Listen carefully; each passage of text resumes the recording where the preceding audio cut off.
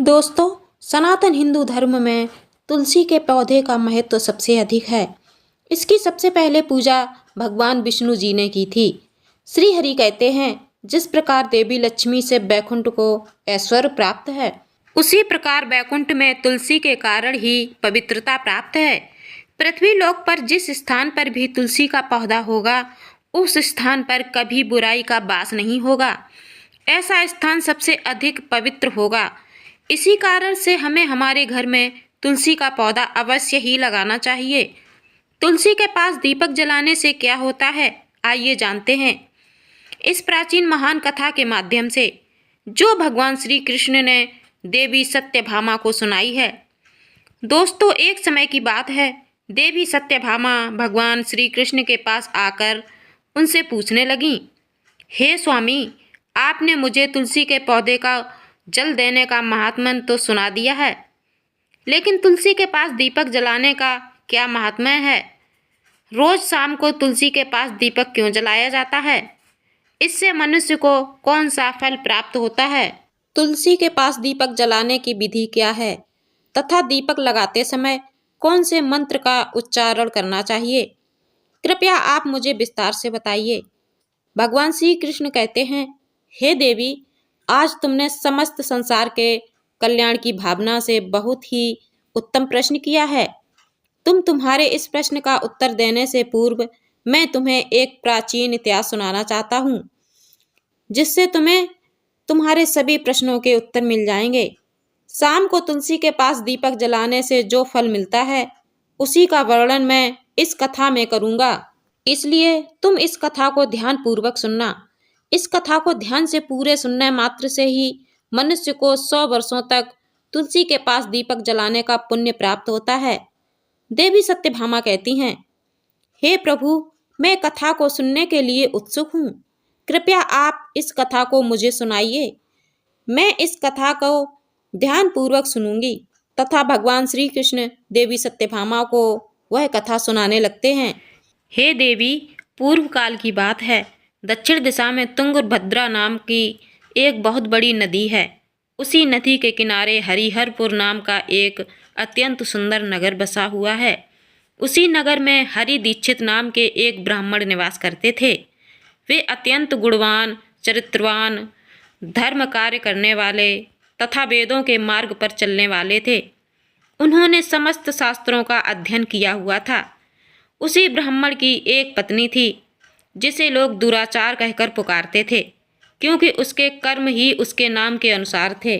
वह सदैव ही अपने पति को अपमानित करती थी, अपने पति के लिए कुवाच्य कहती थी, पति को भयंकर दुख देती थी, पति के लिए कभी भोजन नहीं बनाती थी। उसने अपने पति के साथ कभी शयन नहीं किया, कभी उसके साथ प्रेम से व्यवहार नहीं किया। पति के मित्र और परिवार के लोग घर पर आते तो वह स्त्री उनको अपमानित करके भगा देती थी और स्वयं काम भाव से उन्मत्त होकर निरंतर अन्य व्यभिचारिणी के स्त्रियों के साथ घूमती रहती थी। उसका मन पति को छोड़कर पराये पुरुषों में लगा रहता था। उसने कभी अपने पति से प्रेम पूर्वक बात नहीं की, किंतु पराये सुंदर पुरुषों के संग बैठकर बातें करती थी। पराये पुरुषों को मोहित करने के लिए सज धज कर गांव में घूमने जाया करती थी। कभी वह वन में किसी वृक्ष के नीचे खड़ी रहकर सुंदर पुरुषों की राह देखती और किसी दुष्ट पुरुष को मोहित करके उसके संग भोग विलास किया करती थी। एक दिन हरि दीक्षित ने अपनी पत्नी से कहा, हे भद्रे, तुम्हारा यह आचरण उचित नहीं है। इस प्रकार से पाप करने पर तुम्हारा अहित ही होगा। इसलिए तुम अभी से यह सब बुरे काम करना छोड़ दो। तुम्हारे इस प्रकार के व्यवहार से ही मुझे बड़ा दुख हो रहा है। तब उस दुराचार स्त्री ने कहा, न जाने किस पाप के कारण मेरा तुझ जैसे भिखमंगे के साथ विवाह हुआ है। लगता है पिछले जन्म में मैंने पाप ही किए होंगे, इसी कारण से मुझे ऐसा गरीब पति मिला है। तू मेरी कोई भी इच्छा को पूर्ण नहीं कर सकता। मुझे व्यवस्था के कारण तेरी इस झोपड़ी में रहना पड़ता है, भिक्षा मिलाया हुआ भोजन खाना पड़ता है। अब और अधिक मैं इस कष्ट को सहन नहीं करने वाली। किसी दिन मैं तुझे छोड़कर अवश्य चली जाऊंगी।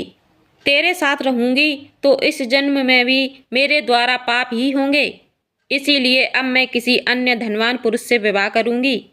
हरि दीक्षित ने अपनी पत्नी से कहा, हे प्रिय, तुम इस प्रकार के अपशब्द ना कहो। इस प्रकार से अपने पति को त्यागने का विचार मन से छोड़ दो। जो स्त्री अपने पति को त्याग कर पराये पुरुष के पास जाती है, उसका अहित ही होता है, उसे नरक में जाना पड़ता है। उस दुराचारी पत्नी ने कहा, नरक में तुम्हें जाना पड़ेगा, क्योंकि तुम कोई काम धंधा तो करते नहीं, भीख मांगकर खाते हो और मुझे भी खिलाते हो। पत्नी को दुखी और असंतुष्ट रखने वाला पति भी नरक में ही जाता है, और तुम्हारा घर कोई नरक की सजा से कम है। तुम्हारे साथ इस घर में रहने से अच्छा है मैं नरक में जाकर रहूं। इस प्रकार उस हरि दीक्षित की पत्नी ने अनेक प्रकार के कटु वचनों से अपने पति का अनादर किया और उसे अपमानित किया। श्री कृष्ण कहते हैं, हे देवी, जो स्त्री अपने पति का अनादर करती है, जो अपने पति का अपमान करती है, उसके घर में दुर्भाग्य ही आता है। पति को छोड़कर पराये पुरुष के साथ जाने वाली स्त्री को नरक में दंड अवश्य ही भोगना पड़ता है। अब आगे सुनो, उस दुराचार स्त्री के साथ क्या होता है। एक दिन वह दुराचार स्त्री वन में जाकर एक वृक्ष के नीचे खड़ी हो गई। उसका चित्त काम से भरा हुआ था। वह किसी सुंदर कामी पुरुष की राह देख रही थी, किंतु बहुत समय बीतने के बाद भी उस स्थान पर कोई पुरुष नहीं आया। इसीलिए वह अत्यंत दुखी हो गई और प्रियतम की खोज में इधर उधर देखने लगी। उस दिन उसका सारा परिश्रम व्यर्थ हो गया। वह वहाँ खड़ी होकर वह नाना प्रकार की बातें कहकर विलाप करने लगी। हाय हाय, आज तो इस मार्ग से कोई भी सुंदर पुरुष नहीं आया। अब मैं कैसे अपनी काम शांत करूं? आज की रात कैसे बीतेगी? कौन मेरे इस सुंदर शरीर का उपयोग करेगा? मेरी जवानी और सुंदरता तो अकारण ही नष्ट हो रही है। कोई भी इस सुंदर शरीर को पाने की कामना नहीं करता। अब मैं कहाँ जाऊं? कौन मुझे अपनाएगा? कौन मेरे साथ भोग विलास करेगा? मेरा पति तो मूर्ख है, किंतु अब ऐसा लगता है कि संसार ही मूर्ख पुरुषों से भरा पड़ा है। कोई भी इतनी सुंदर स्त्री को पाने की कामना नहीं कर रहा है। मैं तो इतनी सुंदर हूँ कि देवता भी मुझे पाने की इच्छा करेंगे, लेकिन यह संसार तो पापी और तुच्छ पुरुषों से भरा पड़ा है, जो मुझ अप्सरा जैसी सुंदर स्त्री को दुर्लभ कर रहा है। हे भगवान, कोई सुंदर बलवान और पराक्रमी नर हो तो उसे मेरे पास भेजिए। चाहे वह मेरा भक्षण भी कर लेगा तो भी मैं प्रसन्नता से उसका आलिंगन करूंगी। भगवान श्री कृष्ण कहते हैं, हे देवी, इस प्रकार से वह स्त्री जोर जोर से विलाप करने लगी। उसी जंगल में एक भयानक बाघ निवास करता था। उस पापनी स्त्री की आवाज़ सुनकर वह जाग गया और उछलकर उस स्त्री का भक्षण करने के लिए उसके पास आ गया। उस बाघ का नाम था ध्वंस। ध्वंस का रूप अत्यंत भयानक था। उसका शरीर काले और नारंगी धारियों से युक्त था, जो जंगल की छाया में घुल मिल जाता था। उसकी आंखें अंगारे की तरह लाल थीं, जो अंधेरे में भी चमकती थीं। उसके जबड़े से लंबे लंबे दांत बाहर निकले हुए थे, जो किसी भी जीव को चीरने के लिए पर्याप्त थे। उसकी गहरी गर्जना पूरे वन में गूंजती थी, जिससे आसपास के जीव कांप उठते थे। ध्वंस की लंबी मजबूत पूंछ उसकी ताकत का प्रतीक थी। वह अपनी मांसल बलिष्ठ टांगों से जंगल में तेजी से दौड़ सकता था। ध्वंस का पूरा शरीर शक्तिशाली मांसपेशियों से भरा हुआ था, जिससे वह एक ही झपट्टा में अपने शिकार को धराशाही कर सकता था। उसकी नाक से बार बार गर्म सांसें निकलती, मानो वह हर पल अपने अगले शिकार की तलाश में हो। ध्वंस एकमात्र लक्ष्य उन पापी और दुराचारी लोगों का भक्षण करना था, जिन्हें उसकी नियति ने उसे सौंपा था। उस भयंकर बाघ को अपने सामने खड़ा हुआ देखकर उस स्त्री के पसीने छूटने लगे। वह भय से थर-थर कांपने लगी। वह स्त्री कुछ करती इतने में ही उस बाघ ने अपने पंजे से उसे घायल कर दिया और वह स्त्री जमीन पर गिर पड़ी। जमीन पर गिरते ही वह स्त्री चिल्लाते हुए बोली, अरे बाघ, तू किस लिए यहाँ पर आया है? मुझे क्यों मार रहा है? मैं यहाँ पर अपने प्रियतम को खोज रही थी। तू मुझे छोड़ दे। मेरा भक्षण करके तुझे क्या मिलेगा? उस स्त्री की यह बात सुनकर वह भयानक बाघ क्षण भर के लिए रुक गया और हंसते हुए बोला, हे दुष्टा, आज विधाता ने मुझे मेरा ग्रास नियुक्त किया है। तुझ जैसी पापनी स्त्रियों का भक्षण करना ही मेरा काम है, तभी मुझे इस शरीर से मुक्ति मिलेगी। वह स्त्री कहने लगी, हे बाघ, तुम कौन हो? मुझे सच सच बताओ, तुम्हें किस कारण से बाघ होना पड़ा और तुम मुझ जैसी स्त्रियों का भक्षण क्यों करते हो? पहले मुझे सारी बात बताओ और फिर मेरा भक्षण करो। फिर ध्वंस नाम का वह बाघ कहने लगा, हे पापनी, मैं तुम्हें मेरे पूर्व जन्म का वृतांत सुनाता हूँ कि किस कारण से मुझे बाघ होना पड़ा। पूर्व काल में दक्षिण देश में अमलापाहा नाम की एक पवित्र नदी बहती थी। उस नदी के तट पर मुनि परड़ा नाम की एक नगरी बसी हुई थी। यह नगरी अपने सुंदर मंदिरों, शांत वातावरण और धार्मिक अनुष्ठानों के लिए प्रसिद्ध थी। वहाँ एक ब्राह्मण का परिवार निवास करता था। मैं उस परिवार में जन्मा था। मेरा नाम वेदानंद था। मेरे पिता एक आदर्श ब्राह्मण थे जो यज्ञ, हवन और धार्मिक अनुष्ठानों का पालन करते थे। उस बाघ ने कहा, हे स्त्री, मैंने अपनी किशोरावस्था में वेदों का अध्ययन किया और यज्ञ आदि धार्मिक कार्यों में पारंगत हो गया। लेकिन जैसे जैसे मैं बड़ा हुआ, मेरे मन में धन का लोभ बढ़ता गया। अनेक यज्ञों का आयोजन किया, लेकिन वे यज्ञ धार्मिक उद्देश्य से नहीं बल्कि धन सह के थे। मैं पापियों के साथ रहता और उनके साथ भोजन करता था। मैंने धन के लिए उनके उन कार्यों का समर्थन भी किया। धर्म के मार्ग में भटकते हुए मैंने उन वस्तुओं का दान भी स्वीकार किया जिन्हें ब्राह्मण को नहीं लेना चाहिए। मेरे मन में इतना लोभ हो गया था कि मैं दूसरों से धन लेता और उसे वापस भी नहीं करता। मैंने अनेक प्रकार के छल कपट किए और इस प्रकार पाप करते हुए कई वर्ष बीत गए। समय के साथ मेरा शरीर कमजोर हो गया, बाल सफेद हो गए, आंखें धुंधली हो गईं और मुंह के दांत गिर गए। परंतु धन का लोभ अब भी मेरे मन से नहीं गया और मैं पाप करता रहा। उस बाघ ने अपने दुख भरे स्वर में आगे कहा, एक दिन धन के लालच में मैं फिर से नदी के किनारे गया। वहां मैंने अन्य धूर्त ब्राह्मणों के साथ मिलकर लोगों को ठगा। हम सभी ने झूठ मंत्रों का उच्चारण किया और बिना विधि विधान के ही देवी देवताओं का पूजन किया। इसका उद्देश्य केवल अधिक से अधिक दान धन में प्राप्त करना था। हमने लोगों को धर्म के नाम पर धोखा दिया। उस दिन मैंने काफी धन एकत्र किया, लेकिन उसी समय मेरे साथ एक भयानक घटना घटी। मैं उसी दिन नदी के तट पर बैठा हुआ था। तभी एक बीमार और भटकता हुआ कुत्ता मेरे पास आया। मैंने उसे दुत्कार कर भगा दिया, लेकिन वह क्रोध में आकर मेरे पैर में काट बैठा। मैं मूर्छित होकर वहीं गिर पड़ा। उसी क्षण मेरे प्राण निकल गए। मेरी मृत्यु के बाद यम के 2 दूत प्रकट हुए। वे काले और भयानक रूप वाले थे और उनके हाथों में जंजीरें थीं। उन्होंने मुझे पकड़ लिया और यमपुरी की ओर ले गए। यमपुरी में मुझे यमराज के सामने खड़ा किया गया। यमराज ने अपने दिव्य सिंहासन से चित्रगुप्त को आदेश दिया कि वे मेरे कर्मों का लेखा जोखा प्रस्तुत करें। चित्रगुप्त ने बड़े ही गंभीर स्वर में कहा, हे धर्मराज, यह ब्राह्मण जिसका नाम वेदानंद था, इसने अपने जीवन में घोर पाप किए हैं। इसने धर्म के नाम पर लोगों को ठगा है, झूठे मंत्रों का उच्चारण कर यज्ञ किए हैं और भगवान का अपमान किया। यह धन के लालच में धर्म से दूर हो गया।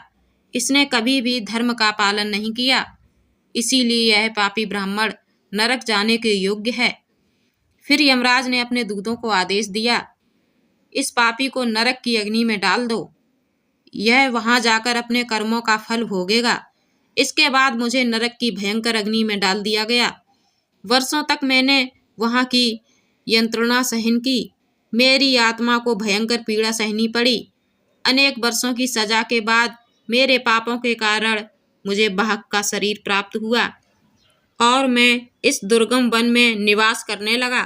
ध्वंस ने अपनी कहानी को समाप्त करते हुए कहा, अपने पूर्व जन्म के पापों का प्रायश्चित करते हुए मैंने संकल्प लिया है कि मैं कभी भी महात्मा, साधु पुरुष या सती स्त्रियों का भक्षण नहीं करूंगा। मैं केवल उन पापियों, दुराचार और कुलटा स्त्रियों का ही भक्षण करूंगा जिन्होंने अपने जीवन में अधर्म के मार्ग पर चलकर दूसरों को दुख दिया हो। मुझे विश्वास है कि ऐसा करने से मुझे मेरे पापों से मुक्ति मिलेगी और मैं इस शरीर से जल्द ही मुक्त हो जाऊंगा। श्री कृष्ण कहते हैं, हे देवी, इस प्रकार से उस बाघ ने अपने पूर्व जन्म का वृतांत सुना दिया और उस स्त्री से कहने लगा, हे पापनी, तेरे आचरण से तू उल्टा दिखाई पड़ती है। अपने पति को छोड़कर तू इस वन में अन्य पुरुषों के साथ भोग विलास करने के लिए आई है, इसीलिए आज तू मेरा ग्रास अवश्य बनेगी। इतना कहकर उस बाघ ने अपने तीक्ष्ण नखों से उस पापी स्त्री को मारकर उसे खा लिया और फिर वह बाघ उस स्थान से चला गया। उस स्त्री की मृत्यु के बाद उस स्थान पर यम के 2 दूत प्रकट हुए और उस पापनी स्त्री को उठाकर ले गए। वहां पर उसे यमराज के सामने खड़ा किया गया। फिर चित्रगुप्त ने उस स्त्री का लेखा जोखा निकालते हुए यमराज से कहा, हे धर्मराज, इस स्त्री तो अत्यंत पापनी है। इसने घोर पाप किए हैं। इसने व्यभिचार किया है। इसने अपने पति की कभी सेवा नहीं की। अपने पति को भूलकर पराये पुरुषों के संग भोग विलास किया है। उसके पापों को सुनकर यमराज अत्यंत क्रोधित हो गए और उन्होंने उस स्त्री को अग्नि से भरे हुए कुंडों में डालने का आदेश दिया। यमराज के आदेश को सुनकर वह स्त्री अत्यंत भयभीत हो गई और फिर वह दुराचार स्त्री यमराज से कहने लगी, हे धर्मराज, कृपया मुझे मेरे पापों के लिए क्षमा करें। मैंने यह अनजाने में पाप किए हैं। कृपया मुझे प्रायश्चित का अवसर प्रदान करें। यमराज कहते हैं, हे स्त्री, तुमने जो पाप किए हैं वे निंदनीय हैं। तुम्हारे पापों के लिए कोई प्रायश्चित नहीं है। जो स्त्री अपने पति को त्याग करती है, अपने पति को छोड़कर पराये पुरुषों के संग विहार करती है, उससे निश्चित ही नरक में जाना पड़ता है। इसीलिए अब तुम्हें नरक की यातनाएं भोगनी ही पड़ेंगी। फिर यमराज ने अपने दूतों से कहा, हे दूतों, इस पापी स्त्री को ले जाओ और इसे भयंकर नरकुंड में डाल दो। यह उसी के योग्य है। फिर यम के दूत उस स्त्री को नरक में ले जाते हैं। फिर अनेक वर्षों तक उसे जलते हुए तेल के कुंड में पकाया गया। इसी प्रकार उसे अलग अलग नरकुंड में डाला गया। कष्ट भोगने के बाद वह महापापिनी स्त्री पुनः पृथ्वी लोक पर आकर चांडा के रूप में उत्पन्न हुई। चांडाल के घर में जन्म लेकर वह फिर से अनेक पाप करने लगी, व्यभिचार करने लगी, अनेक पापी पुरुषों के संग विहार करने लगी।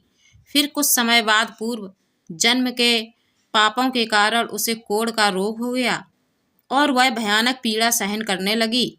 उसका अंग अंग जलने लगा। उसके नेत्रों में पीड़ा होने लगी। इस दुख को सहन करती हुई वह दिन बिताने लगी। फिर एक दिन वह तीर्थ में स्नान करने के उद्देश्य से अंतपुर में चली गई। वहां पर वह एक आश्रम के बाहर निवास करने लगी। उस आश्रम में एक तुलसी का पौधा था। उन स्त्रियों को वहां पर तुलसी के पास दीपक जलाते हुए देखकर उस पापी स्त्री को बड़ा आश्चर्य हुआ। फिर एक दिन वहां पर निवास करने वाले एक साधु से उस स्त्री ने पूछा, हे साधु महाराज, यह कौन सा पौधा है? यह स्त्रियां इसके नीचे दीपक क्यों जला रही हैं? तब उस साधु ने कहा, हे कल्याणी, यह अत्यंत पवित्र तुलसी का पौधा है। इसके दर्शन करने मात्र से ही संकटों का नाश होता है।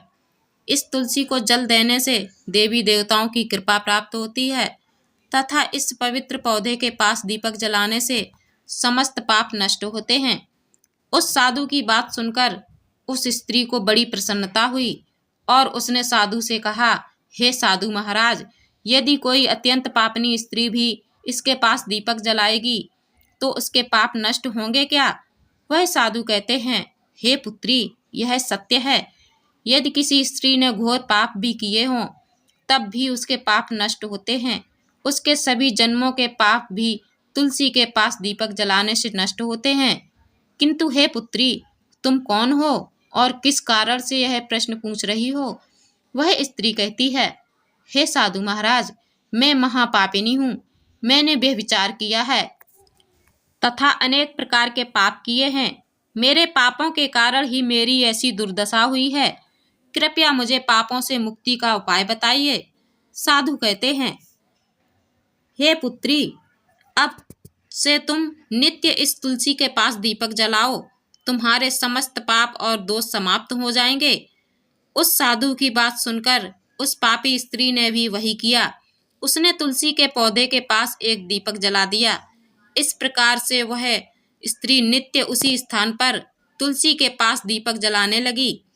फिर एक दिन स्त्री शाम के समय तुलसी के पास दीपक जलाने लगी तो उसी समय उसकी हृदय फटने से उसकी मृत्यु हो गई और वह वहीं जमीन पर गिर पड़ी। फिर यमराज के 2 दूत उस स्त्री को यमलोक ले जाने के लिए उस स्थान पर प्रकट हुए। जैसे ही यम के दूत उस पापी स्त्री को पास में बांधकर ले जाने लगे, भगवान विष्णु के 2 पार्षद उस स्थान पर प्रकट हुए। वे दिव्य पार्षद अत्यंत तेजस्वी और दिव्य आभा से युक्त थे। उनके शरीर से स्वर्णिम प्रकाश की किरणें निकल रही थीं, जो चारों ओर का अंधकार दूर कर देती थीं। उनका रूप इतना मोहक और दिव्य था कि उन्हें देखकर किसी का भी मन श्रद्धा से भर जाता। उनके चेहरे पर शांत मुस्कान थी, जो अपार करुणा और दया का प्रतीक थी। उनके वस्त्र रत्न जड़ित और रेशमी थे, जो नीले और सुनहरे रंग में चमक रहे थे, मानो स्वयं वैकुंठ का सौंदर्य उनके व्यक्तित्व में समाया हो। उनके कानों में सुनहरे कुंडल झूल रहे थे, जिनसे दिव्य संगीत की ध्वनि प्रतीत होती थी। उनके माथे पर तिलक और चमकती हुई बिंदी थी, जो उनके दिव्यता का सूचक थी। वे दोनों विशाल कद और बलिष्ठ थे। उनके हाथों में दिव्य गदा थी, जो न्याय और धर्म की शक्ति का प्रतीक थी। वे उस स्त्री को अपने दिव्य स्पर्श से मुक्ति का आश्वासन देने आए थे, जिससे उसके सभी पाप नष्ट हो सकें और उसे स्वर्ग की यात्रा का अधिकारी बना सकें। उन पार्षदों ने यमराज के दूतों को रोक लिया और कहने लगे, हे यमदूतों, इस स्त्री को तुम छोड़ दो। यह स्त्री नरक जाने के योग्य नहीं है। तुम किसके आदेश से ऐसा अधर्म कर रहे हो? फिर यम के दूत कहने लगे, हे पार्षदों, हम यमराज के आदेश से इस पापी स्त्री को उठाकर ले जा रहे हैं, किंतु आप हमें किस कारण से रोक रहे हो? यह स्त्री अत्यंत पापी है, इसे नरक में ले जाने की आज्ञा मिली है। यह सुनकर भगवान विष्णु के पार्षद मुस्कुराए और बोले, हे यमदूत, तो तुम सत्य बोलते हो, लेकिन इस स्त्री का एक ऐसा पुण्य भी है जो इसके समस्त पापों को मिटा चुका है। क्या तुमने देखा नहीं कि इसने अपने जीवन में संध्या के समय तुलसी के समीप दीपक जलाया है? यमदूतों ने चकित होकर पूछा, हे पार्षदों, क्या केवल तुलसी के समीप दीपक जलाने से इसके समस्त पाप नष्ट हो सकते हैं?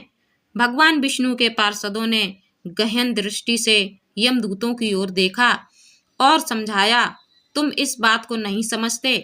यमदूतों, तुलसी भगवान विष्णु की परम प्रिय हैं और जो भक्त श्रद्धा और भक्ति से तुलसी के समीप दीपक जलाता है, वह विष्णु की कृपा का पात्र बन जाता है। संध्या के समय दीपक जलाने का पुण्य अनंत गुना बढ़ जाता है और यह न केवल उसके पापों को नष्ट करता है, बल्कि उसे स्वर्ग का अधिकारी भी बनाता है। इस स्त्री ने सच्चे मन से तुलसी का पूजन किया और दीपक प्रज्वलित किया है। इसी कारण इसके सारे पाप जलकर राख हो चुके हैं। अब यह नरक जाने के योग्य नहीं है। यमदूतों ने अपने हाथ जोड़कर कहा, हे पार्षदों, आप सत्य कह रहे हैं। हमें इसके भक्ति के बारे में जानकारी नहीं थी। यदि यह भगवान विष्णु की प्रिय भक्त है, तो इसे हम कैसे नरक ले जा सकते हैं? भगवान विष्णु के पार्षदों ने मधुर स्वर में कहा, इसीलिए हे यमदूतों, अब तुम लौट जाओ। इस स्त्री ने तुलसी की सेवा की है। वह उस दीपक की रोशनी में अपने सारे पापों को भस्म कर चुकी है। अब इसे विष्णु लोक में ले जाया जाएगा, जहां इसका स्वागत होगा। यह अब स्वर्ग की अधिकारी बन चुकी है। पार्षदों की बात सुनकर उन यमदूतों ने उस स्त्री को उसी स्थान पर छोड़ दिया और यमलोक लौट गए। वहां जाकर उन्होंने यमराज को सारा वृतांत सुना दिया। फिर भगवान विष्णु के पार्षद उस स्त्री को दिव्य विमान में बिठाकर स्वर्ग लोक ले गए। भगवान श्री कृष्ण कहते हैं, हे देवी सत्यभामा, इस प्रकार से तुलसी के पास केवल दीपक जलाने मात्र से ही मनुष्य के सभी पाप नष्ट हो जाते हैं। जो स्त्री नित्य शाम को तुलसी के पास दीपक जलाती है, वह सौभाग्यशाली बनती है। उसके पूर्व जन्मों के सभी पाप नष्ट हो जाते हैं। उसे सुख समृद्धि की प्राप्त होती है। रोज तुलसी के पास दीपक जलाते समय इस मंत्र का उच्चारण करना चाहिए। ओम भगवते वासुदेवाय नमः। श्री कृष्ण कहते हैं, हजारों अमृत के घड़ों से नहलाने पर भी श्री हरि को उतनी तृप्ति नहीं होती जितनी वे मनुष्य के द्वारा तुलसी का एक पत्ता चढ़ाने से प्राप्त करते हैं। 10,000 गोदान से भी जो फल प्राप्त होता है वही फल तुलसी के दान से पा लिया जाता है। जो मृत्यु के समय अपने मुख में तुलसी पत्र का जल पा जाता है वह संपूर्ण पापों से मुक्त होकर श्री कृष्ण के धाम जाता है। जब भक्त तुलसी के पास दीपक जलाता है तो उस प्रकाश में निहित ऊर्जा नकारात्मक शक्तियों को नष्ट करती है और सकारात्मकता का संचार करती है। यह आध्यात्मिक वातावरण को शुद्ध करता है और घर में देवताओं की कृपा को आकर्षित करता है। दीपक का प्रकाश अज्ञान के अंधकार को दूर करता है और ज्ञान की ज्योति को प्रज्वलित करता है। तुलसी के पास दीपक जलाने से मनुष्य के भीतर शुद्धता और पवित्रता का भाव उत्पन्न होता है, जिससे उसकी भक्ति और ध्यान की शक्ति बढ़ती है। यह मान्यता है कि जब व्यक्ति तुलसी के पास दीपक जलाकर उसकी आरती करता है तो भगवान विष्णु का ध्यान अधिक सरलता से प्राप्त होता है। यह साधक के मन को स्थिर और शांति की ओर ले जाता है, जिससे ध्यान में एकाग्रता बढ़ती है। तुलसी के पास दीपक जलाने का अनुष्ठान सूर्यास्त के समय करना अत्यंत शुभ माना जाता है। इस समय दीपक जलाकर तुलसी माता की आरती की जाती है और भगवान विष्णु का स्मरण किया जाता है। इसे करने से विशेष पुण्य प्राप्त होता है। प्रतिदिन संध्या के समय तुलसी के पास दीपक जलाते समय ओम नमो भगवते वासुदेवाय मंत्र का जाप करना चाहिए। यह मंत्र घर की नकारात्मकता को दूर करता है और भगवान विष्णु की कृपा प्राप्त करता है। तुलसी के पास घी या तिल के तेल का दीपक जलाना शुभ होता है। घी का दीपक अधिक पवित्र माना जाता है, लेकिन यदि संभव ना हो तिल के तेल का दीपक नकारात्मक ऊर्जा को नष्ट करने में सहायक होता है। ऐसा कहा गया है कि जो भक्त प्रतिदिन तुलसी के पास दीपक जलाता है उसे 7 जन्मों तक पुण्य मिलता है और वह कभी भी दरिद्रता का सामना नहीं करता। उसके घर परिवार में हमेशा सुख शांति और खुशहाली बनी रहती है। धार्मिक ग्रंथों में वर्णित है कि तुलसी के पास दीपक जलाने से पितृ दोष, ग्रह दोष और काल सर्प दोष जैसी बाधाएं भी दूर हो सकती हैं। इस उपाय से घर में नकारात्मक ऊर्जा का नाश होता है और सकारात्मक ऊर्जा का संचार होता है। तुलसी के पास दीपक जलाने से आत्मा की शुद्धि होती है और यह इस जन्म के जन्म जन्मांतर के पापों का नाश करता है। इससे आत्मा को शांति मिलती है और व्यक्ति को सद्गति प्राप्त होती है। यह भी कहा गया है कि यदि कोई व्यक्ति जीवन के अंतिम दिनों में तुलसी के पास दीपक जलाकर भगवान का स्मरण करता है तो उसे मृत्यु के समय यमदूतों का भय नहीं रहता और उसे सीधे भगवान के धाम में स्थान मिलता है। तुलसी के पास दीपक जलाने से देवी लक्ष्मी का आशीर्वाद मिलता है, जिससे न केवल जीवन में कभी आर्थिक संकट नहीं आता और हमेशा समृद्धि का वास रहता है। तो दोस्तों, इस प्रकार से भगवान श्री कृष्ण ने तुलसी के पौधे के पास दीपक जलाने का महत्व बताया है। आपको यह कथा कैसी लगी कृपया कमेंट में ज़रूर बताएं। जानकारी अच्छी लगी हो तो वीडियो को लाइक ज़रूर करें। कमेंट में जय श्री कृष्ण, जय माँ तुलसी ज़रूर लिखें। साथ ही चैनल को सब्सक्राइब करें। आप सभी का धन्यवाद।